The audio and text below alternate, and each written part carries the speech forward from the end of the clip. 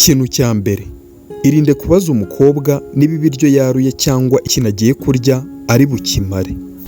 Irinde kumubwira ko ibintu ashaka gukora ari iby'abahungu atabibasha, bituma abona ko nta cyizere umugirira mu buzima busanzwe. Irinde kumubwira ko ushaka ko azagaruka kugusura.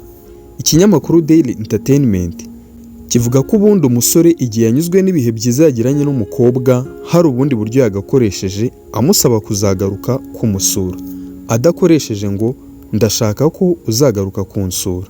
Irinde kuvuga ku mukobwa mwahoze mukundana, aho ndavuga umu ex wawe. Irinde kumuzana mu kiganiro habe na gato, ntago abikunda. Irinde kumubwira ko yabyibushye cyangwa se yabyibushye cyangwa se abyibushye. Ibyo ni ibintu bitanu udakwiye kubwira umukobwa habe na gato. Intore mu mfura kanda subscribe, tubane mu buzima bwa buri munsi. Ni mu kiganiro Tip Plus. Ugira ibihe byiza, Imana ibane nawe.